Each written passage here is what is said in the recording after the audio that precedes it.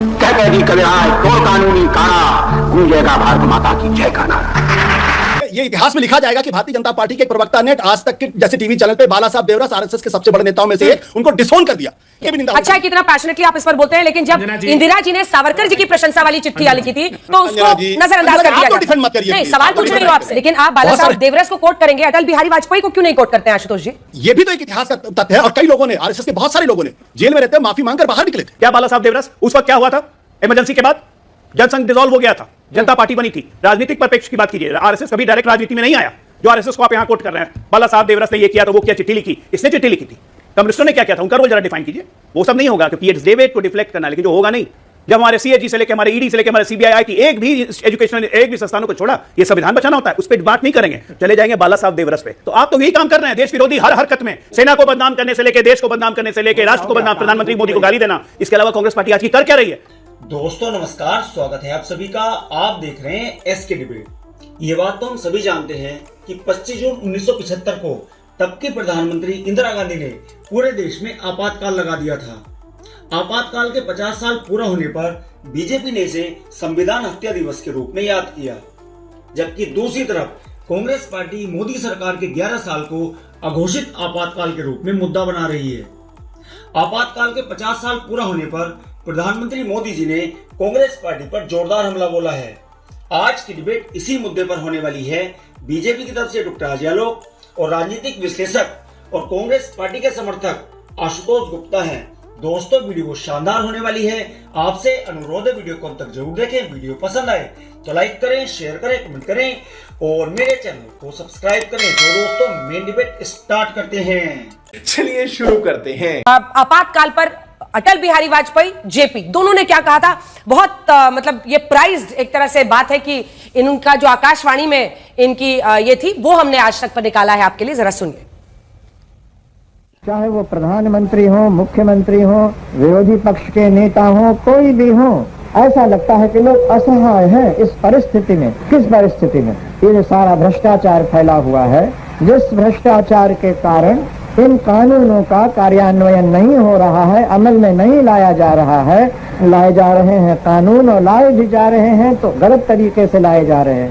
अनुशासन के नाम पर अनुशासन का खून भंग कर दिया संघ को। कैसा चढ़ा जुनून, कैसा चढ़ा जुनून। मात्र पूजा प्रतिबंधित, कुटिल कर रहे केशव कुल की कीर्ति कलंकित। कह दी कविराज तोड़ कानूनी कारा, गूंजेगा भारत माता की जय का नारा। अटल जी की ये कविता भारत माता की जय का नारा इमरजेंसी पर ही उन्होंने लिखा था। लेकिन अगर एक देश के रूप में आप देखेंगे तो एक देश की एक पूरी यात्रा होती है। उस यात्रा में इमरजेंसी को और पॉलिटिकल फायदा मिल रहा है अगर बीजेपी को, तो क्यों नहीं उठाएंगे?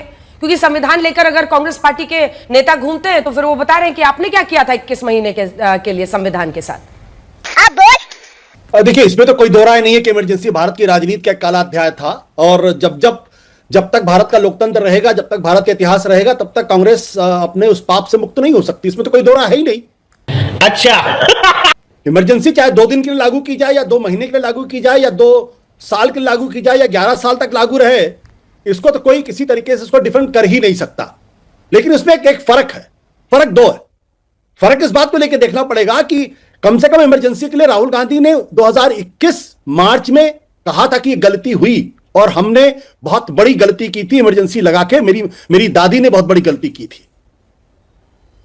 और उसके साथ साथ जब बीजेपी के लोग ये कहते हैं, जब आरएसएस के लोग ये कहते हैं कि उन्होंने बड़ी लड़ाई लड़ी थी, तो मैं 10 नवंबर 1975 को बाला साहब देवरस की इंदिरा गांधी के नाम एक चिट्ठी को मैं कोट करना चाहता हूं।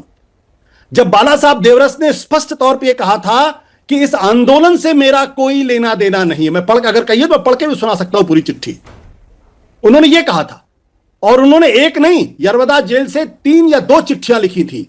और जब इंदिरा गांधी की तारीफ की थी और जब इंदिरा गांधी के सुप्रीम कोर्ट जो सुप्रीम कोर्ट जो इंदिरा गांधी ने अपने हिसाब से बनाई थी, उसने जब इंदिरा गांधी के इलेक्शन को वैध ठहरा दिया था, तो बाला साहब देवरस ने उसके लिए इंदिरा गांधी की तारीफ की थी और कहा था कि सर्वोच्च न्यायालय ने के 5 न्यायाधीशों ने आपका चुनाव वैध ठहराया, इसके लिए आपका हार्दिक अभिनंदन है।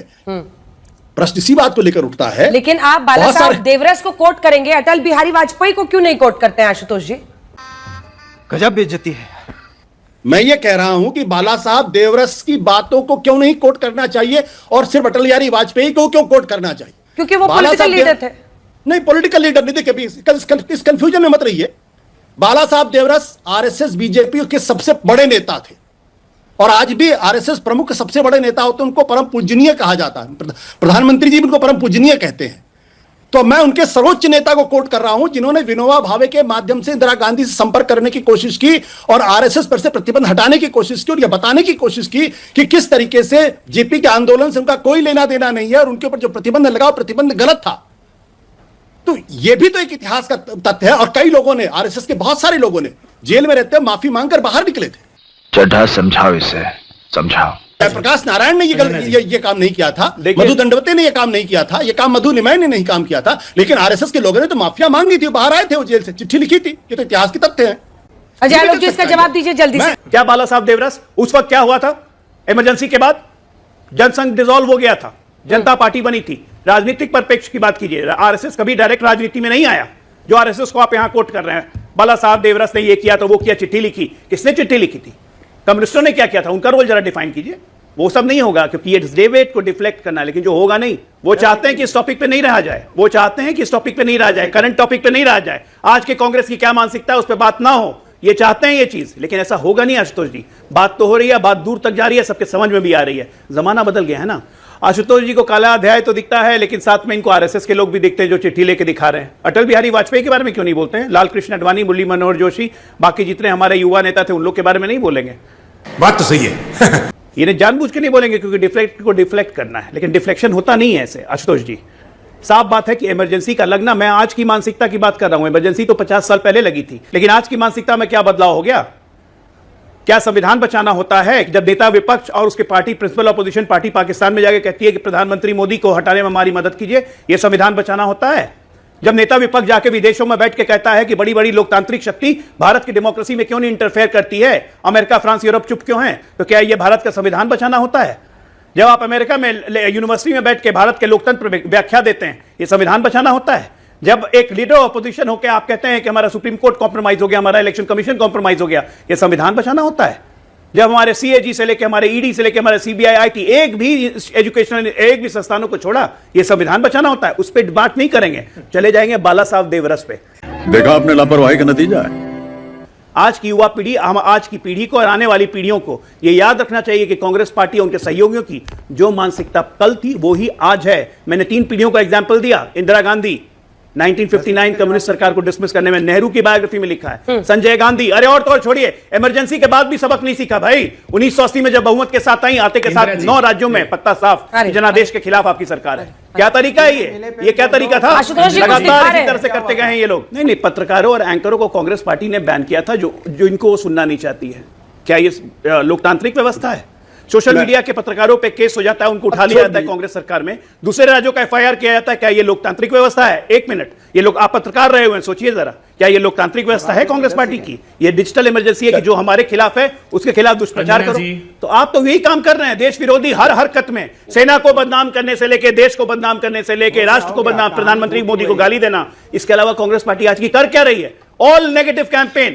और मुझे अफसोस है कि आशुतोष जैसा प्रबुद्ध व्यक्ति इस नेगेटिव कैंपेनिंग को कहीं ना कहीं हेल्प करता है। ये इतिहास में लिखा जाएगा कि भारतीय जनता पार्टी के एक प्रवक्ता ने आज तक के जैसे टीवी चैनल पे बाला साहब देवरस आरएसएस के सबसे बड़े नेताओं में से एक, उनको डिसोन कर दिया। ये बहुत बड़ी बात है। मैं मान लूंगा जो भी अटल बिहारी वाजपेयी ने कहा, लाल कृष्ण आडवाणी ने कहा, मैं उनके साथ खड़ा होता हूं। लेकिन अगर आपके अंदर हिम्मत, क्योंकि इमरजेंसी अगर बुरी थी तो इमरजेंसी की तारीफ करने वाले लोग भी बुरे थे, उनके भी निंदा। अच्छा है कि इतना पैशनेटली आप इस पर बोलते हैं, लेकिन जब इंदिरा जी ने सावरकर जी की प्रशंसा वाली चिट्ठी लिखी थी तो उसको नजरअंदाज कर दिया गया। डिफेंड मत करिए, नहीं, सवाल पूछ रही हूं आपसे। गजब बेइज्जती है। हमारे लिए, आपके लिए, देश के लिए लोकतंत्र का काला अध्याय है, लेकिन कांग्रेस के लिए, गांधी परिवार के लिए यह बिल्कुल स्वर्णिम काल था। और इसलिए ना उन को इस पे कभी अफसोस होता है, ना उन्होंने इसके लिए कभी माफी मांगी। आज ये जानना बहुत जरूरी है आने वाली पीढ़ियों को और वर्तमान पीढ़ी को कि इमरजेंसी थी क्या भाई। 19 एक बार मिला के 93 बार कांग्रेस सरकारों ने अभी तक धारा 356 का उपयोग किया।